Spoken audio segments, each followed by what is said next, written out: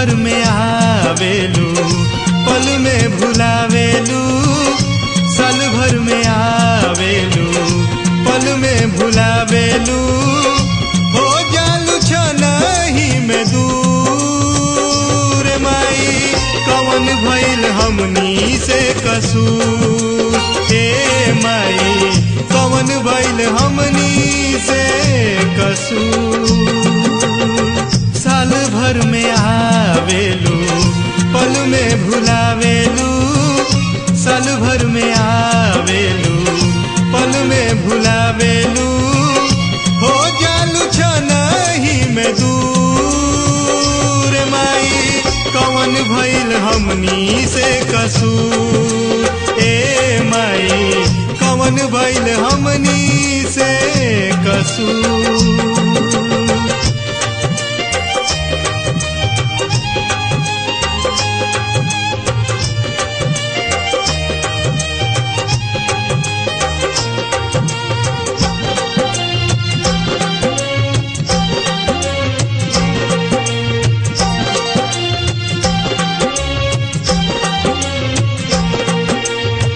रहेलू त खुश रहे गौआ जवार हो, तनिको न नीक लागे गइला तोहार हो।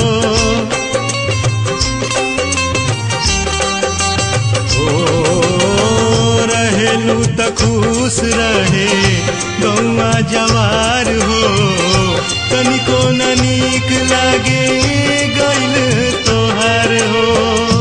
एकरा जुड़ेला जवन तोह के चढ़ावे, एकरा जुड़ेला जवन तोह के चढ़ावे, माई हो तोह के जरूर।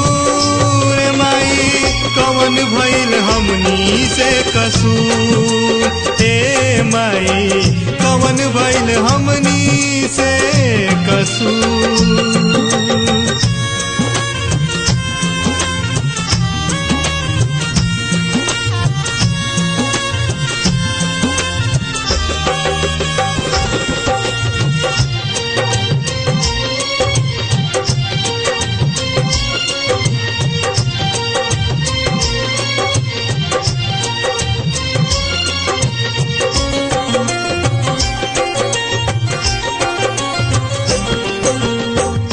पंडा पुजारी सभे पूजा में लागल, माई तोहरा सेवा में सारी रात जागल।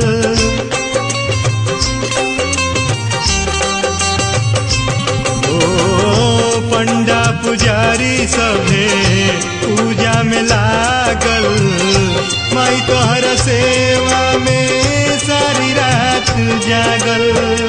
आँख नाही झपके सेवकन के तहारा, आँख नाही झपके सेवकन के तहारा, सेवा कर जेतना बलूर। माई कवन भइल हमनी से कसूर, हे माई कवन भइल हमनी से कसूर।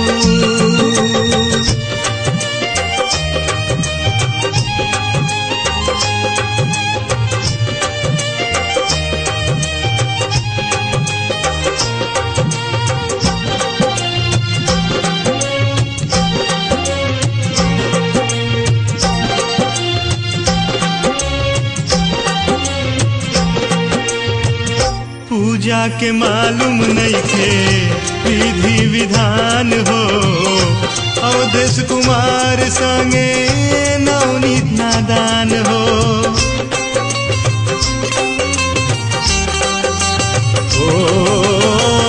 पूजा के मालूम नइखे विधि विधान हो, अवधेश कुमार संगे नवनीत नादान हो।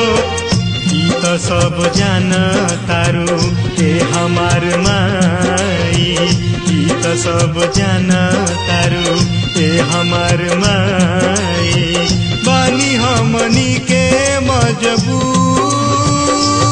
माई कवन भइल हमनी से कसूर, हे माई कवन भइल हमनी से कसूर।